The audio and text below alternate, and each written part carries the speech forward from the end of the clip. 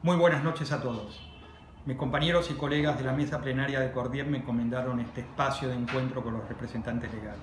Si bien hay muchos temas que me imagino que serán de interés de ustedes, la mesa me propuso tratar dos muy presentes en nuestras deliberaciones de todos los jueves. Uno permanente, histórico y que hace a la esencia del sector, la autonomía institucional. El otro de innegable actualidad, la pandemia y sus efectos en los vínculos jurídicos e institucionales. En ambos casos voy a intentar compartir algunas ideas y reflexiones a partir de las preguntas que me hicieron llegar. La primera de ellas es: ¿existen criterios definidos para el ejercicio de la autonomía institucional? Bien, a ver, siendo que la autonomía es una condición esencial e inherente a la enseñanza privada, ¿por qué estamos siempre tan alertas y preocupados por este tema? Yo creo que nos pasa como con el aire. Nos acordamos que existe cuando nos falta o sospechamos que hay menos, ¿no? Ahora, en mi forma de verlo, la autonomía institucional en términos reales requiere de por lo menos tres presupuestos. El primero y determinante es el normativo. El principio de libertad de enseñanza en nuestro ordenamiento jurídico es indiscutible, ya que está consagrado en la Constitución Nacional. Es cierto que ningún derecho es absoluto ni ilimitado, pero las leyes, decretos, resoluciones, tanto nacionales como locales, que reglamentan su ejercicio, no deben desconocer ese principio ni desnaturalizarlo. Lamentablemente, en la medida que descendemos en la jerarquía de normas, se pone más de manifiesto la ambición reglamentaria por parte del Estado y la autonomía institucional empieza a desdibujarse. En un segundo lugar, están los criterios y formas en el ejercicio de la supervisión y el vínculo que se establece entre la autoridad de supervisión y la escuela. Si bien esto no es independiente del marco normativo, ya que justamente son las normas las que definen las competencias de los órganos de supervisión, en la práctica nos encontramos con que la forma de ejercer el control del Estado se convierte a veces en una cadena jerárquica de órdenes e instrucciones.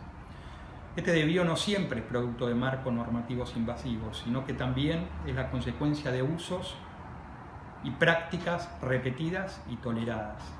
En un marco de libertad de enseñanza y de autonomía institucional, la función del Estado es de control y de supervisión, que incluye, por supuesto, el poder sancionatorio en caso de transgresiones.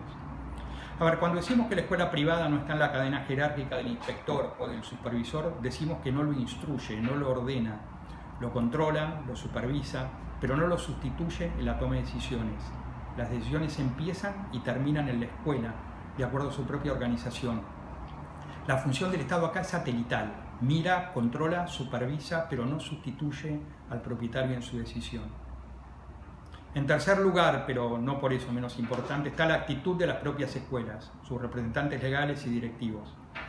A ver, estamos en un mundo caracterizado por la permanente tensión entre el rol del Estado por un lado y los derechos de los ciudadanos por el otro. Conocer esos derechos y estar dispuestos a defenderlos es crucial. Cuando hablo de tensión me refiero a límites difusos entre intereses diversos, tales como demanda de información que reclama el Estado por un lado, contra el derecho a la privacidad y la protección de los datos personales. También la función del Estado de proteger a la parte más desprotegida en determinadas relaciones jurídicas contra el riesgo que supone una sobreprotección desmedida y contraproducente. Yendo específicamente a la actividad educativa en particular, el interés legítimo que tiene el Estado en alinear a todo el sistema educativo nacional con los lineamientos generales de política educativa, contra suponer que eso implica la uniformidad del sistema, la pérdida de identidad de las escuelas privadas y su derecho a educar conforme a su ideario y proyecto institucional. Siempre, en mi opinión, adecuar el rol de cada una de las partes a los límites de sus propias competencias y atribuciones ayudará a que la tensión no se transforme en conflicto y que los vínculos entre las autoridades de supervisión y las escuelas privadas sean sanos, sean respetuosos y recíprocamente constructivos y colaborativos.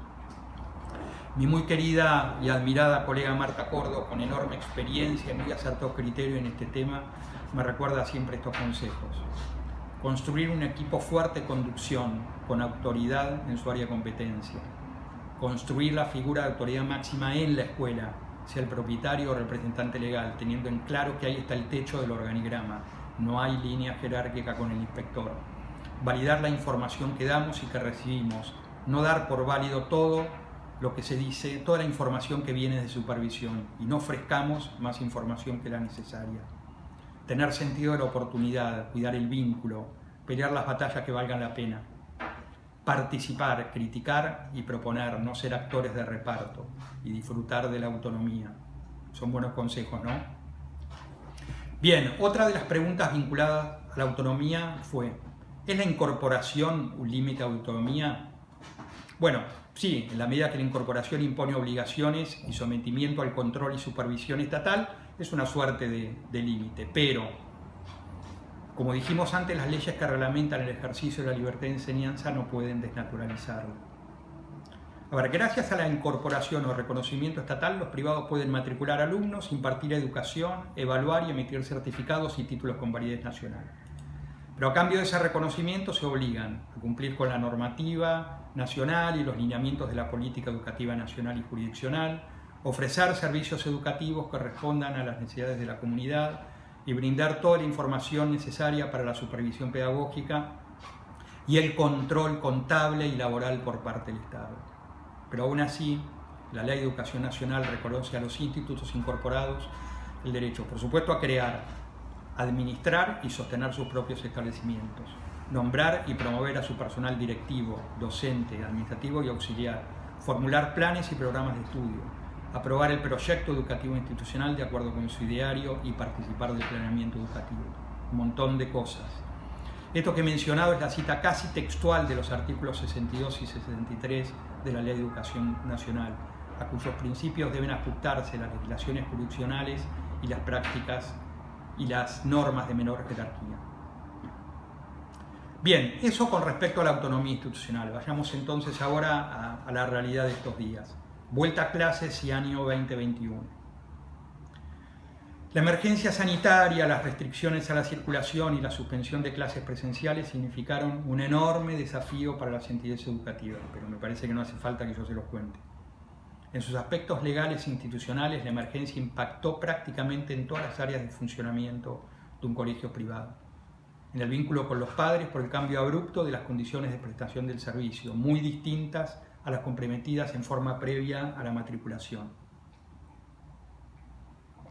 En el vínculo con el personal docente y no docente, ya que la suspensión de clases y restricciones a la circulación impusieron formas de prestación de servicio en condiciones extraordinarias, no habituales y literalmente de un día para otro, pero también con otros prestadores y proveedores vinculados habitualmente al colegio, muchas veces con una marcada interdependencia en los servicios, tales como el comedor, transporte escolar, talleres extraescolares, entre otros.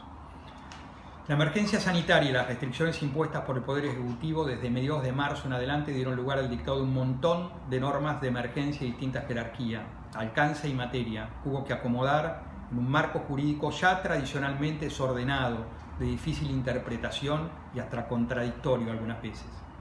Esta situación aún se mantiene, no tiene mucho sentido dedicar a reflexionar sobre los meses pasados, pero miremos para adelante. La situación de emergencia no se superó todavía, y ante la posibilidad bastante realista de que la misma se mantenga en distintos grados, al menos durante los próximos meses, tenemos que pensar en sus efectos en las decisiones que en estos días deben tomar las escuelas privadas, tanto para lo que resta del año como para el año que viene. Con relación a las próximas semanas, a partir de la reciente decisión del Poder Ejecutivo de levantar la prohibición sobre las clases presenciales, dejándole esa responsabilidad a las autoridades jurisdiccionales en el marco de la resolución 370 del Consejo Federal, ya con distinto ritmo adultos y alumnos están volviendo a los edificios escolares o proyectan hacerlo antes de fin de año. En algunas jurisdicciones esto ya empezó a partir del mes de julio pasado. En esta vuelta a los edificios escolares, hay dos aspectos jurídicamente relevantes, muchos más seguro, pero al menos para mí dos relevantes que sí o sí hay que tener en cuenta. El primero, el marco laboral en el cual se van a desarrollar las relaciones laborales con el personal docente y no docente, teniendo en cuenta que si bien en todo el territorio, por lo menos hasta el 25 de octubre, se mantienen las figuras del aislamiento y el distanciamiento social, con el dictado del último DNU que habilitó las actividades presenciales en el marco de las resoluciones del Consejo Federal, el personal docente y no docente que presta servicios en los lugares de donde volvieron o están volviendo las actividades presenciales pasó a ser considerado esencial. Esto supone que vuelve a estar a disposición para prestar tareas en su lugar de trabajo y no ya en forma remota exclusivamente. Pero no debemos olvidarnos que aún con este avance, las relaciones laborales se van a desarrollar en un contexto de emergencia y manteniendo su vigencia numerosas normas emanadas del Poder Ejecutivo, del Ministerio de Trabajo de la Nación, acuerdos paritarios, la Superintendencia de Riesgos de Trabajo y algunos otros organismos. No es ninguna novedad para nadie que nuestra legislación laboral tiene una marcada impronta protectoria de los derechos del trabajador. Las normas extraordinarias dictadas durante la emergencia profundizaron ese objetivo y tanto en su motivación como en sus disposiciones comparten, yo resumo los siguientes principios. Primero, sostenimiento de la relación laboral de empleo. Les recuerdo la vigencia de la prohibición de despido sin causa y por fuerza mayor, así como también las suspensiones por fuerza mayor, falta de trabajo. Por lo menos hasta fines de noviembre se va a mantener esta prohibición y hay posibilidades de que sea renovada. Segundo, la obligación de pago de remuneraciones, también incluso para el personal dispensado y aún respecto de aquellos que por circunstancias atendibles no puedan prestar tareas en forma remota. Tercero, respeto a los protocolos y demás normas que regulan las condiciones y medio ambiente laboral, tanto para las actividades remotas como para las presenciales, y que además establecen condiciones de cobertura ante accidentes de trabajo y enfermedades profesionales, incluido el contagio por COVID. Pero lo más importante y que engloba en realidad, es común a los tres principios que mencioné recién, es el principio de la buena fe de las partes para la organización y readecuación de las tareas cuando sea necesario, teniendo en cuenta estas extraordinarias circunstancias. Justamente tener en cuenta este principio rector va a ser fundamental para evitar la conflictividad laboral. Eso en lo que respecta al aspecto laboral. El segundo aspecto que quiero mencionar es el relativo a la responsabilidad civil de la escuela ante eventuales contagios por COVID de los alumnos que concurren a actividades presenciales. A ver, es sabido por todos ustedes que nuestro Código Civil y Comercial atribuye a los titulares, a los dueños, propietarios de los establecimientos educativos privados, la responsabilidad por daños causados y sufridos por sus alumnos menores cuando estos se hallen bajo su control y vigilancia. Dicha responsabilidad es objetiva. ¿Qué quiere decir objetiva? Significa que todos los cuidados desplegados para evitar el daño no eximen al propietario de esa responsabilidad. La única eximente admitida por la ley es el caso fortuito. El caso fortuito es el hecho imprevisto e inevitable. Creo que a esta altura todos podemos estar de acuerdo que el contagio por COVID no es un hecho imprevisto, todo lo contrario, pero sí podemos discutir acerca de la evitabilidad.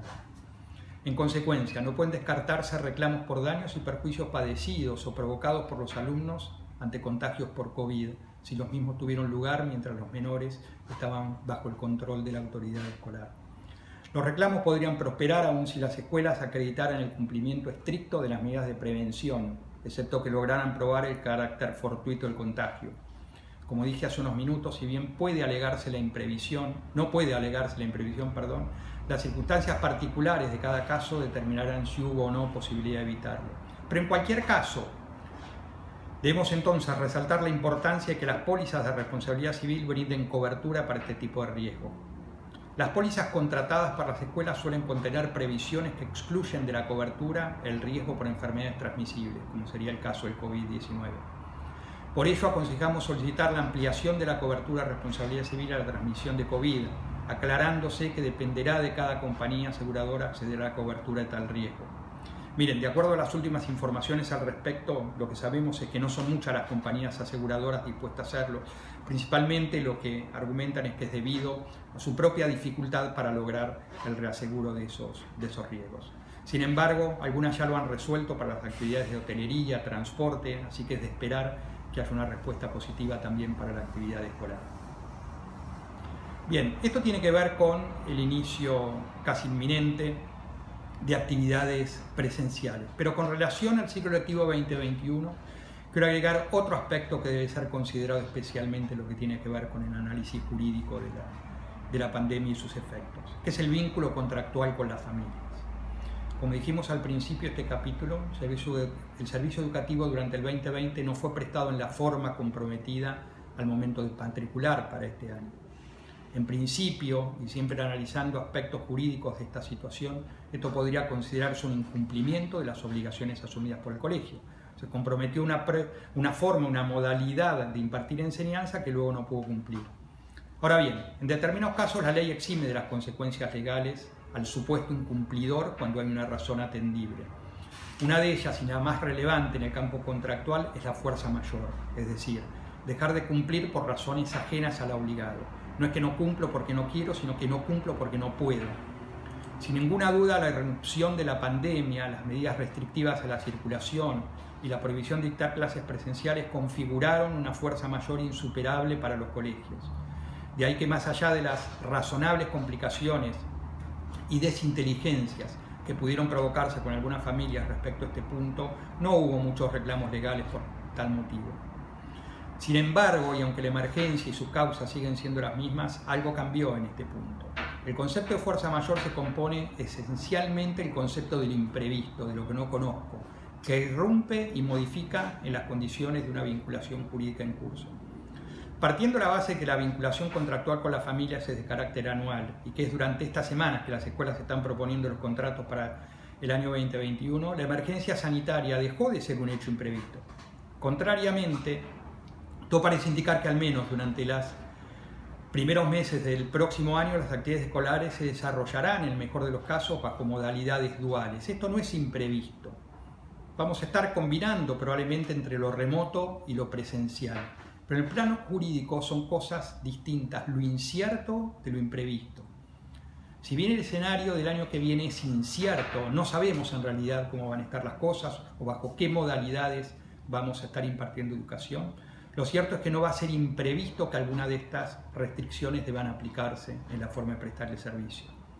En consecuencia, tanto por un imperativo legal, me refiero con esto que es responsabilidad del proponente de un contrato de adhesión, rol que cumplen las escuelas en el vínculo con la familia, pero tanto también por un imperativo ético, entiendo que es una obligación de cada escuela prever en sus ofertas contractuales los distintos escenarios posibles para el año que viene, evitando eventuales reclamos, tanto legales como del plano de la confianza.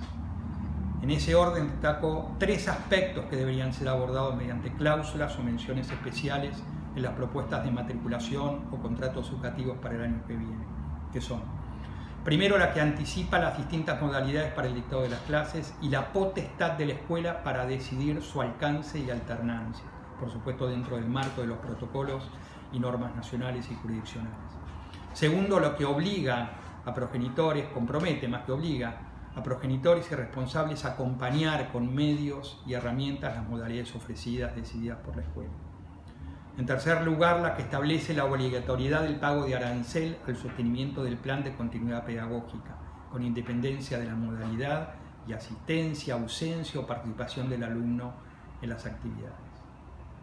A ver, cada escuela adecuará la forma y estilo de comunicar estos condicionantes a su comunidad, pero es aconsejable que lo tengan en cuenta para mantener la transparencia que se impone en la relación familia y escuela y que no se resienta esa confianza. Bien, como anticipé al principio de la charla, no es tiempo ni el espacio para agotar el tratamiento de estos temas. Al menos espero que estas reflexiones sirvan para invitarlos a pensar y buscar juntos a los equipos de conducción y sus asesores caminos para evitar conflictos legales con los miembros de sus comunidades. Muchas gracias por su atención, espero que disfruten del resto del programa del Encuentro Federal. Muy buenas noches a todos.